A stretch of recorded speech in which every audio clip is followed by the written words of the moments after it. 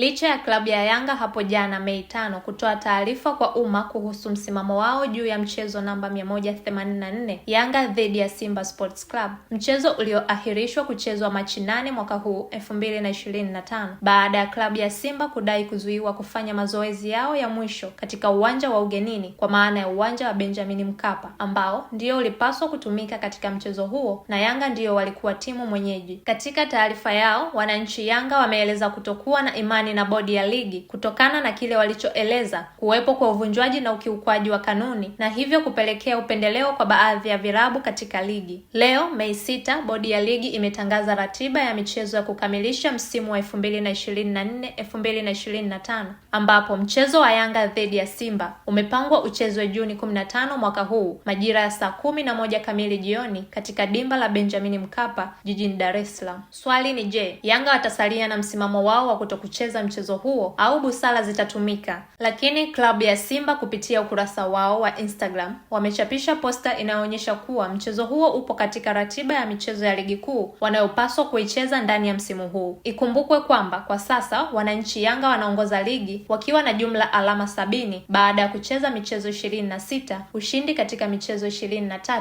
wamepata sare katika mchezo mmoja na kupoteza michezo miwili. Wakati huo mnyama Simba kufikia sasa anasimama katika nafasi ya pili baada ya kucheza michezo 23, ushindi katika michezo 19, sare katika michezo mitatu na wamepoteza mchezo mmoja. Pia Simba bado wana viporo viwili ili kufikia idadi ya michezo aliyoicheza Yanga mpaka sasa, na endapo Simba atashinda viporo hivyo bado kutakuwa na tofauti ya alama moja kati yake na Yanga. Swali zito kwa sasa kwenye vichwa vya mashabiki na wapenzi wa soka nchini ni je, wananchi Yanga watakubali dabi ya Kariakoo ichezwe au watabaki na msimamo wa hatuchezi? Haya yote majibu yake utayapata kupitia Wakusoma Media. Mara zote tutakuwa bora kukuandalia na kukupa kilicho bora, kwa maana ya taarifa na habari zenye uhakika na ubora uliotukuka. Naitwa Jessica Bitus. Asante sana kwa time yako. Mpaka wakati mwingine, kwaheri kwa sasa.